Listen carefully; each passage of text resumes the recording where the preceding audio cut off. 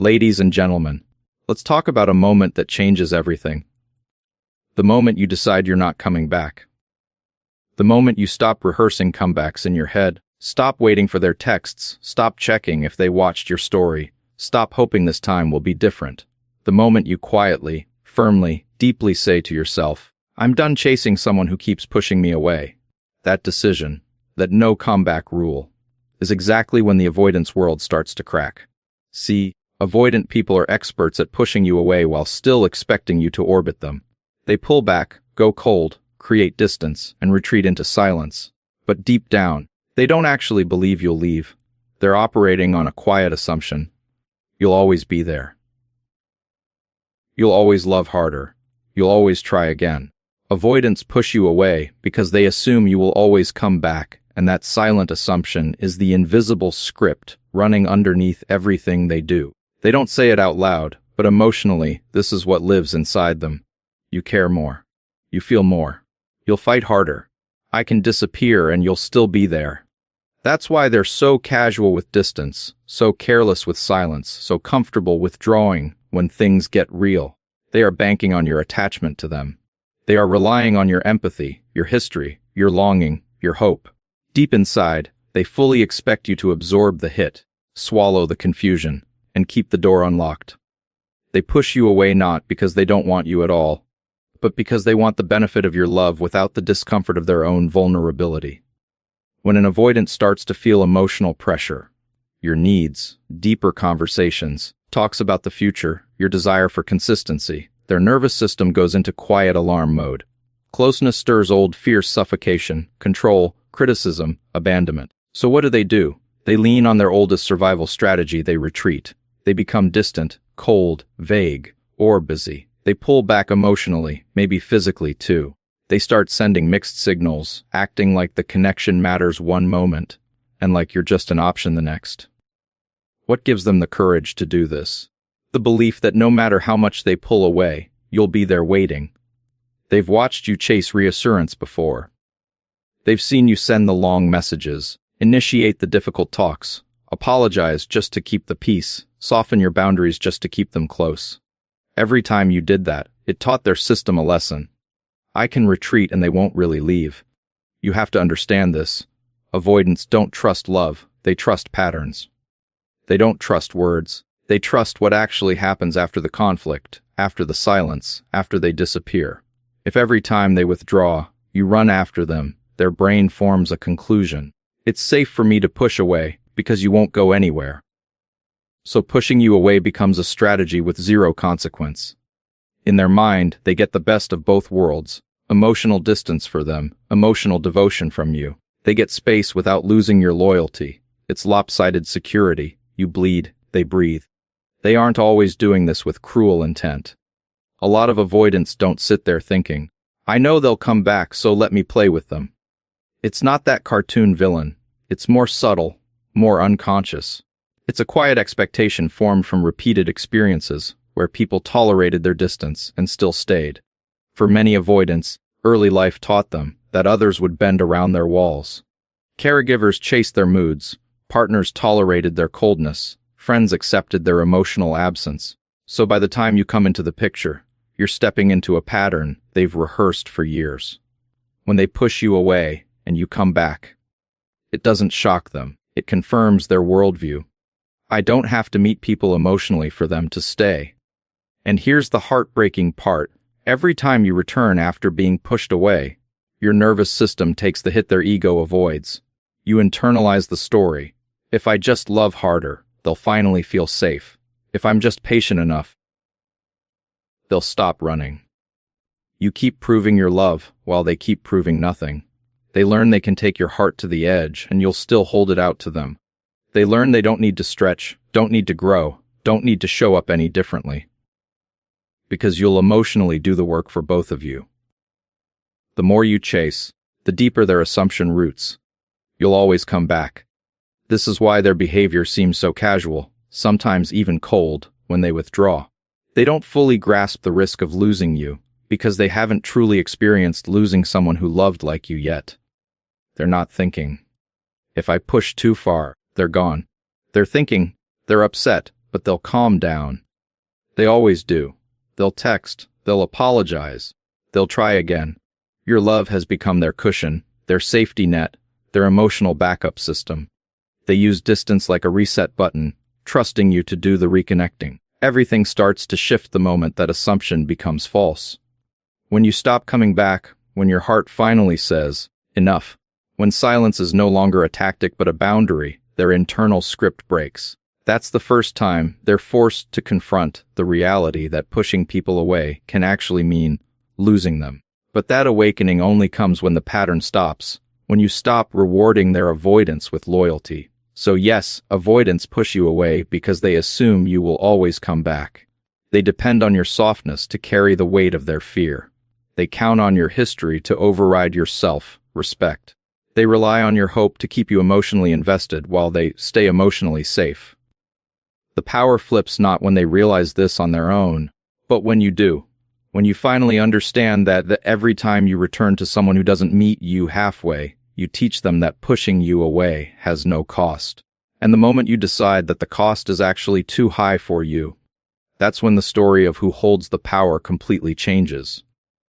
The moment you stop chasing, their illusion of control collapses, because the entire dynamic an avoidant feels safe in is built on one thing: you running after them while they run from themselves. As long as you are the one sending the long texts, initiating the talk, fixing the misunderstandings, melting first after the silent treatment, they feel positionally safe. Not safe in love, safe in power. Safe in knowing that no matter how far they pull away, you'll stretch yourself emotionally to close the gap. Your chasing acts like a cushion around their fear. It allows them to manage their anxiety about intimacy without ever having to lose the comfort of being wanted. They can withdraw and still feel chosen. They can be distant and still feel important. That's the illusion of control they live in. I decide how close we are, and you will always adjust. But something profound happens when you stop. When the messages don't come. When you don't double text.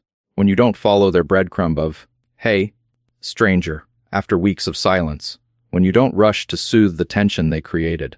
At first, they interpret it as attitude, mood, or punishment. They think, you'll cool off.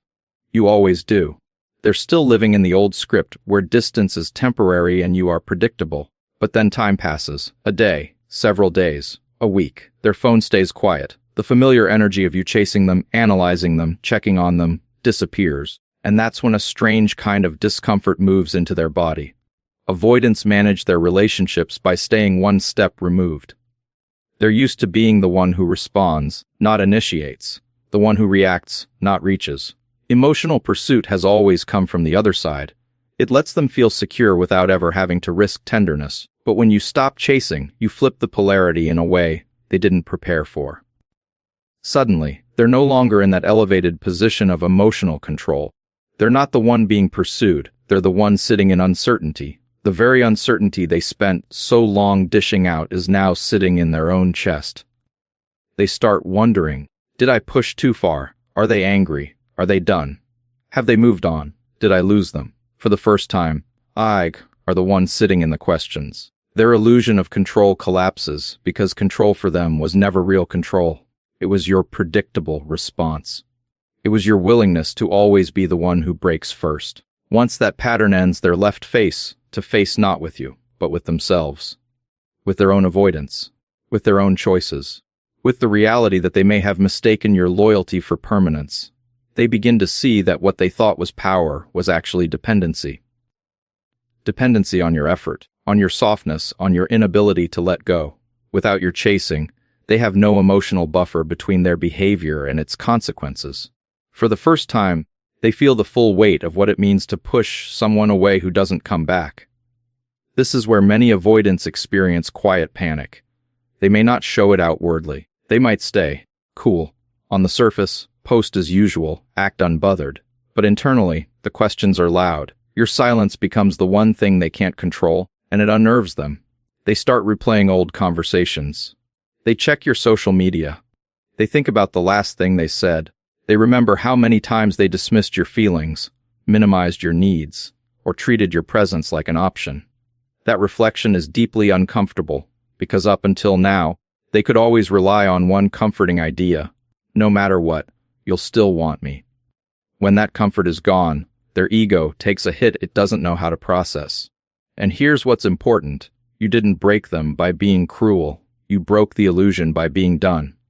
Your decision not to chase is not punishment, it's alignment. It's your nervous system saying, I can't keep living in this anxiety and calling it love. It's your heart saying, I refuse to prove my worth to somebody who's afraid to see it. Your silence is not a game, it's a boundary. But to them, who were used to equating your love with your pursuit, it feels like an earthquake, because the power they thought they had, the power to disappear and still be adored, no longer exists. In that collapse, one of two things happens. They either numb out even harder, run deeper into avoidance, and tell themselves a story where you were too much, or gave up, or, if they're ready, if they're even slightly awake to their own patterns, the collapse becomes a crack where light comes in. They begin to understand that love is not a thing you keep on standby while you regulate yourself. It's not a resource you can push away and pull back at will without consequence. They might, for the first time, feel genuine regret, not just for losing your presence, but for how little they showed up while they had it. But whether they wake up or not is not your job. The real point is this: the second you stop chasing, you step out of their illusion and back into your truth. You stop being the reactive character in their story and become the main character in your own.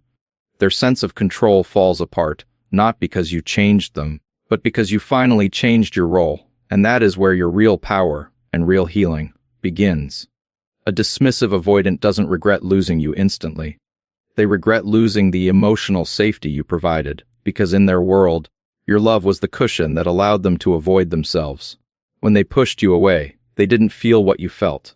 You felt heartbreak, confusion, panic. They felt relief, silence, calm. It's not that they didn't care at all. It's that their first instinct has always been to protect themselves from overwhelm, not to protect the connection. So when they created distance, their nervous system relaxed. The pressure of your needs, your emotions, your closeness lifted. For a while, they honestly believed walking away was the right move. They told themselves you were too much, that they weren't ready, that they needed space. In that moment, they weren't regretting losing you. They were relieved to no longer be confronted with what intimacy demanded of them. But as time goes on, something shifts, because while they may not crave constant emotional intensity, they do crave stability, and that is exactly what you provided. You were consistent when they were unpredictable. You were patient when they were distant. You were understanding when they shut down and couldn't explain why. You might not have realized it, but you were their emotional anchor. Even when they didn't respond, even when they acted uninterested, somewhere in the back of their mind, they held onto a quiet belief. You'll still be there. That belief made them feel safe. Not safe to open up. That's a different level of healing. But safe enough to keep doing what they were doing. They knew your love was a constant they could depend on while they stayed variable. Your reliability allowed them to be unreliable without facing immediate consequences. That's why their regret doesn't hit right away. At first, they experience the benefits of space without feeling the cost of losing you. They get their quiet, their routine, their control back. They go back into their head, into their work, into distractions. They feel like they've reduced stress by reducing intimacy. But slowly, almost imperceptibly, the emotional ecosystem shifts. They wake up one day and realize no one is checking in. No one is sending a "let me know you got home safe" text.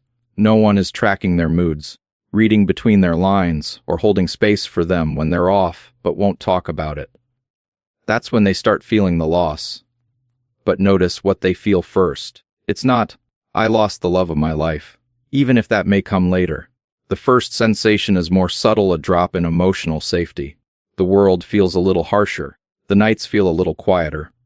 Their phone feels a little too still. You were like an emotional background hum, a presence that made life feel softer, even when they couldn't fully receive it. Your patience, your reassurance, your attempts to understand their coldness instead of attacking it, all of that created a kind of safety they had never allowed themselves to acknowledge. It was easier to label you as too emotional than to admit they depended on your warmth to buffer their own emotional numbness. When you're gone, they begin to see the difference. Other people don't hold space the way you did. New connections feel shallow. People either demand too much or offer too little. No one quite matches that strange, beautiful balance you had, loving them deeply while trying to respect their distance. They might try to tell themselves they're fine, that they prefer this independence. But that independence starts to taste like isolation. The very avoidance that kept them safe now feels like it's closing in. And as that loneliness rises, so does the realization it wasn't you that felt too much. It was your love that felt unfamiliar. So when regret finally shows up, it's layered. On the surface, they may think, I miss you. But on a deeper level, what they're feeling is, I miss the safety your love gave me while I stayed emotionally guarded. They don't just miss your presence. They miss the version of themselves that could exist in your presence. The version that felt less judged, less pressured, less alone, even when they were struggling to show up. You were the one person who tried to understand the silence instead of attacking it, who took their withdrawal personally but still cared enough to reach back out. That is not easy love. That is rare love. But here's the painful truth. They often realize all of this after they've already exhausted your heart. After you've explained yourself 100 times. After you've cried alone. After you've decided that the only way to save yourself is to stop waiting for someone who isn't willing to meet you halfway. By the time their regret matures into true awareness, you may already be gone emotionally, even if you're still alive in their memories. They don't regret losing you instantly because losing you is not what they feel first. What they feel first is the comfort of space. The regret comes later, when they understand that space without emotional safety is just emptiness. And the person who quietly carried that safety for them, without asking them to be more than they knew how to be at the time, was you. The no comeback rule is not about punishment. It's about self-respect, and that distinction changes everything. When you finally decide you're not going back to someone who keeps pushing you away, it's easy for people on the outside to think you're being cold, dramatic, or unforgiving. Even the avoidant might see it as you being harsh, or holding a grudge. But deep down, you know the truth. You're not doing this to hurt them. You're doing this because every time you went back, you hurt yourself. You're not enforcing a rule to control them. You're drawing a line to protect you. For so long, your heart operated on hope. Every time they ghosted, went distant, pulled away, or shut down, you told yourself, they're just scared. They'll come around. If I just love them a little more, if I'm a little more patient, if I don't react, if I show them I'm safe, it'll finally click for them. And because you're loyal, because you love deeply, you kept going back. You forgave quickly. You downplayed your pain. You told your friends they didn't mean it. While crying alone at night, wondering what was wrong with you that made them keep pulling away. But here's what you didn't see at the time. Every comeback cost you a piece of yourself. Every time you returned after being devalued, after being ignored, after being treated like an emotional option, your nervous system took the hit. You taught your body to tolerate anxiety and call it love. You taught your mind to rationalize emotional neglect and call it just their style.